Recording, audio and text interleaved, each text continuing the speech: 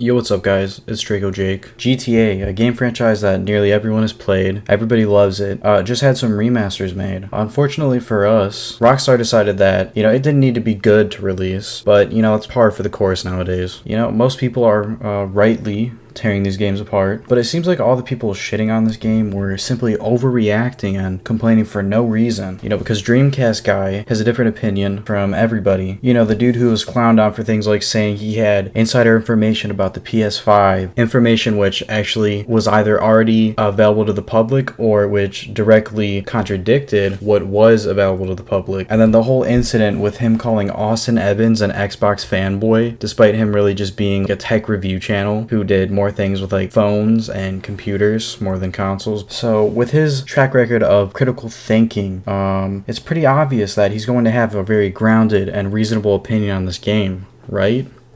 Oh wait, he said the game was a 9 out of 10. Anyway, the video we're going to be watching is called My Honest Review of GTA Trilogy Definitive Edition.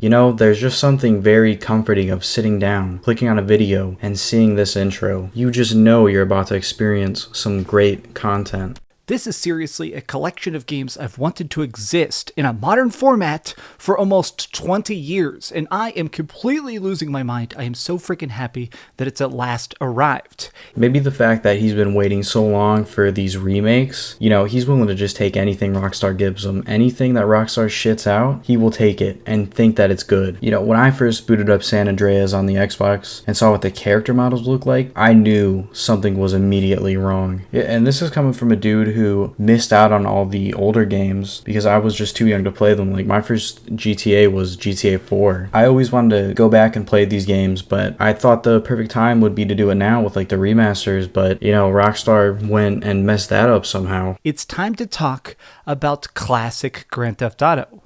What's up, gamers? DreamcastGuy here. Okay, I know this is a nitpick, but you really don't need to introduce yourself a second time. You have a 10-second intro in the beginning of every video. I could make a joke about how smart you think your fans are, but I won't take it there. And this is my honest review for the GTA Trilogy Definitive Edition. Mission failed. We'll get them next time. It seems like Rockstar Games is one of the most beloved developers.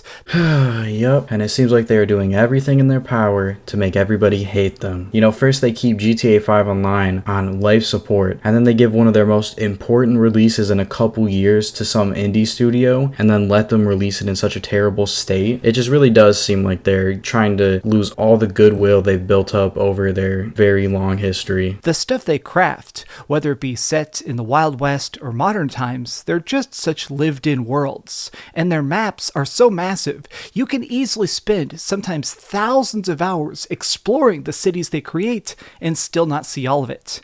Well, as good as their recent games have been, I've always been much more of a fan of classic Rockstar, the early days of stuff like Grand Theft Auto on PlayStation 2 and Xbox. Oh man, then as a fan of the original trilogy, it must hurt even more, that they basically butchered it. The releases of GTA 3, Vice City, and San Andreas completely melted my eyeballs. Yeah, and it was melting my eyeballs too. Bruh, look at this dude.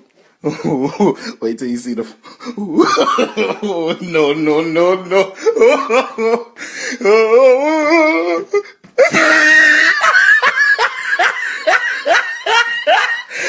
Look at the top of his head. Because this was a universe that was so filled with just piles of unique detail, from tiny hidden collectibles to funny banter. Like, there's so much to see and do in this specific playground. It feels like my dream project that these games are back and improved in so many tiny and substantial ways. This is a full-blown remaster in the most perfect sense of the word. Yeah, fucking right. In no way, shape, or form is this a perfect remaster. So today what we're going to do is actually look at the goods and the bads, looking at what's new, what has been improved, and what is strangely missing.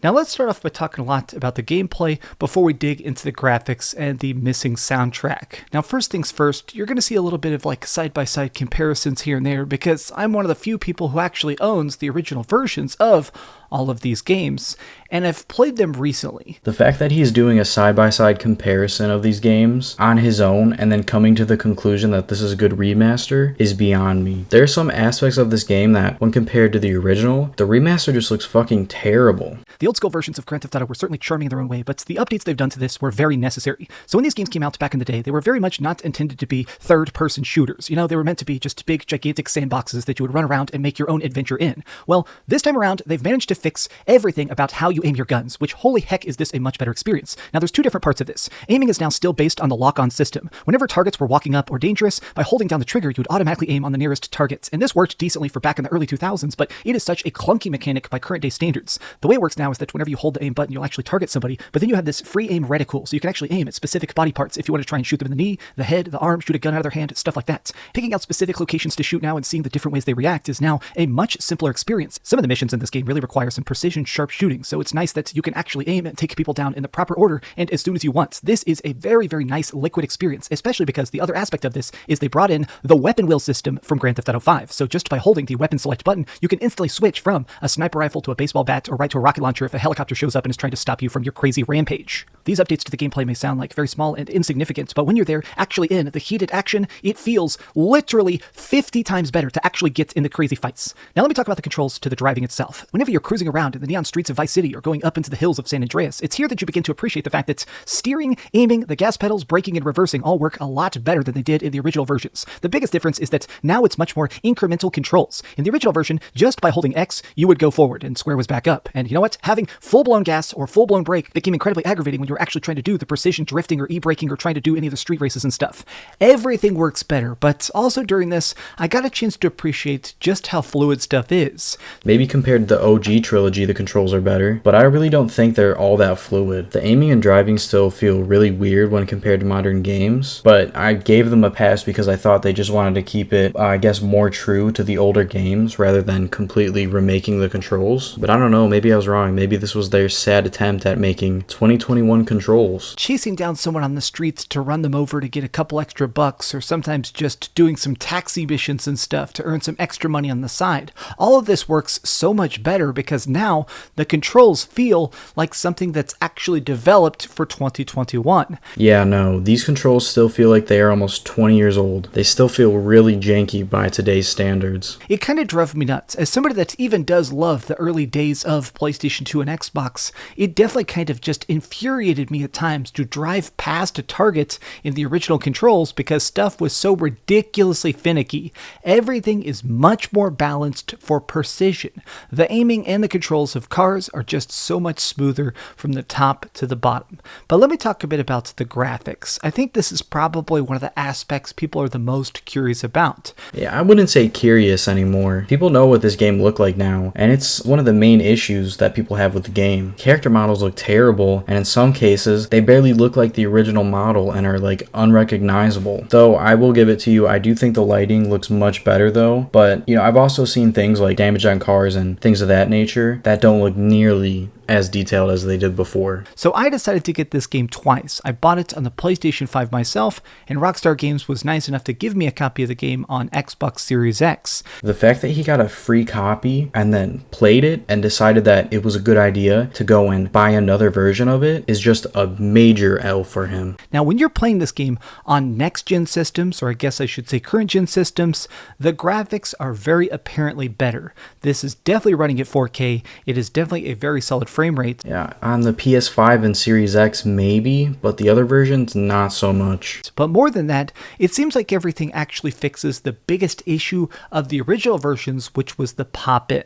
This trilogy used to have the worst problem of things just randomly appearing. There's still a little bit of like texture pop-in where things in the background are like loading in, but I'm not even joking. When you played this game back in the early 2000s, it was made to be on a blurry like CRT TV, like a tube TV sitting in your parents' basement or whatever like that. So they didn't even try and render stuff that was more than 100 feet away. It just didn't even exist until you got to it. Yeah, the draw distance seems to be way better, but I've still seen a lot of people complaining about pop-in, so...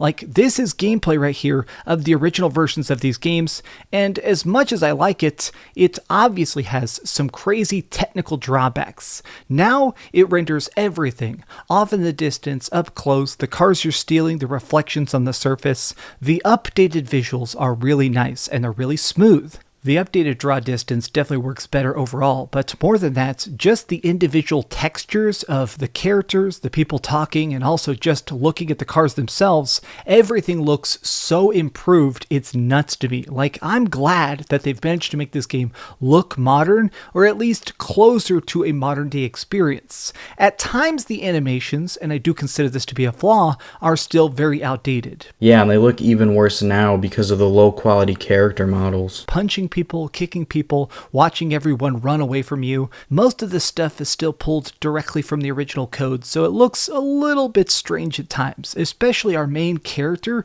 Tommy Vercetti in Vice City. A lot of times when this dude is sprinting, he looks like he just took the biggest dump in his pants, but I can still try to just see how good the game looks, even if he is running around like a complete loser. Let me just do a quick side-by-side comparison. So this is the original version of Vice City, this is the updated version of Vice City, and here is some Cyberpunk footage for absolutely no reason. Fun fact, Cyberpunk is also a game that DreamcastGuy thought deserved a 9 out of 10. I mean, this dude is worse than IGN. It's very obvious that the updated visuals are doing more than just improving the way games look. It's actually making the complete overhaul of lighting systems and making it so the game itself just looks so much cleaner that you can play it at a much higher skill level. Apparently the game looking a little better makes you better at a game. Like I said, don't get me wrong, the world looks better, but to say that it looks so much better that it makes you a more skilled player is completely laughable.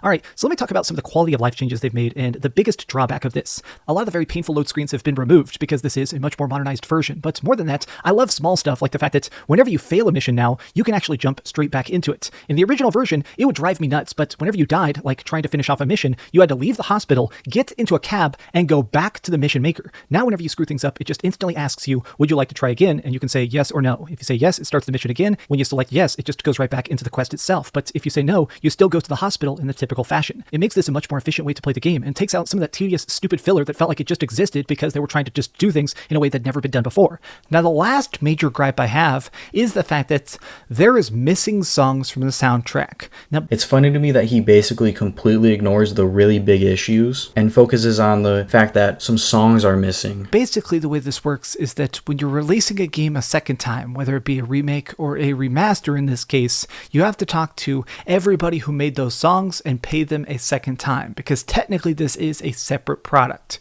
Well, for the most part, they got back about 95% of the total songs that are very iconic from these games, and the soundtrack is incredibly important, especially in Vice City. The fact that this is an 80s based game, part of the fun is turning on the radio and hearing all the crazy things that are being said and done and stuff like that. Well, there is a couple things that are missing, like Michael Jackson. All the Michael Jackson songs are completely gone. So yes, you can't hear the famous song Billie Jean. It's completely missing. You know, this might be a hot take, and I might just be saying this because, like, I'm not a GTA boomer, since I'm kind of newer to the franchise, I guess, but a couple missing songs isn't really that big of a deal in my opinion. Also, there's some very notable tracks missing from, like, Tupac and stuff. And while I am just very disappointed personally that these are missing, it just comes down to the fact that this company last year earned $3 billion.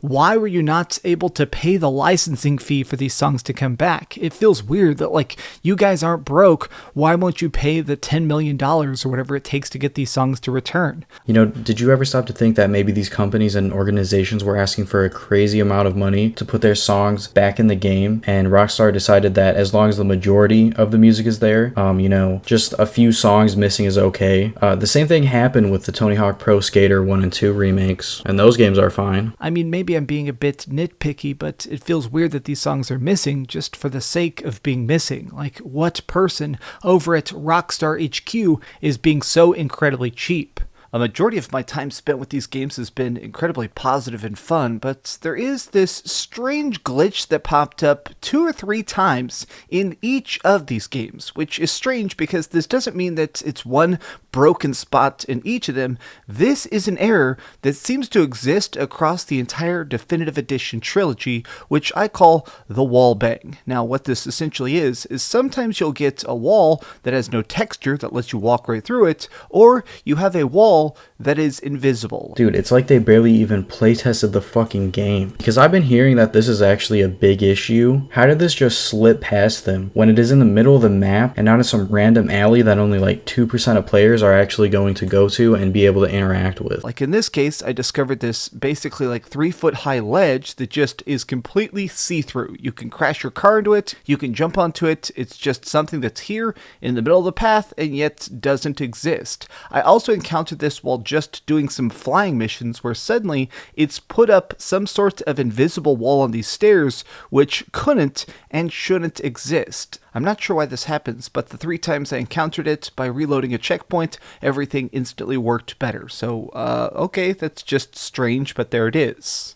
I just don't know how you could keep getting this reoccurring issue and still think the game is completely fine. Okay, well, this game has been a very fun time. I'm glad they're back. You've seen the graphics, you've seen the gameplay, but now it's time to go to the ratings board and put a big number on it. I am giving the Grand Theft Auto Definitive Edition Trilogy a 9 out of 10. Fucking how. I wonder what he would rate games like Breath of the Wild and other games that aren't buggy messes. This dude must be out here competing with IGN for the worst game review scores. Thank you so much for watching this video all the way to the very end. If you could, please give this video a like. If this manages to get like 5,000 likes, well, maybe I'll feel warm and happy inside. But you guys... New controls are perfect. Updated lighting and textures go a long way to improve graphics. 3 big games for $60 is an easy win. Yeah, like I said, the controls still feel very dated. I don't know how you could play these games and think that they don't feel a little bit dated in terms of the controls. And yeah, you would think 3 big games for $60 is an easy win. But then again, Rockstar is trying their hardest to ruin their reputation by releasing a terrible remaster. Rock, seriously, you are the reason this channel exists. Please, if you haven't already... The bads. Wall glitches randomly happen. Missing music? Come on, you cheap jerks. I feel like there are way bigger issues with these games than just wall glitches and a couple missing songs. Feel free to subscribe, ring that bell, all that kind of stuff, but most importantly, keep dreaming. And don't steal cars, because even though it's really fun, apparently it's bad. Thanks so much for watching that video. If you want to see something else, you can always click this link to see what I put up last, or, subscribe and see what's coming up next. Also, I promise that whenever I do, it'll try not to suck. This is probably one of the worst videos I've seen of this whole situation. Even the other people I saw defending this game probably wouldn't give it a 9 out of 10. But I guess I'm expecting too much from DreamcastGuy, to have a well-informed opinion. Guess that's on me. But that's gonna be it. If you enjoyed the video, be sure to drop a like and subscribe for more content like this, and I'll see y'all later. Fuck you, Jake. How about that? Fuck you.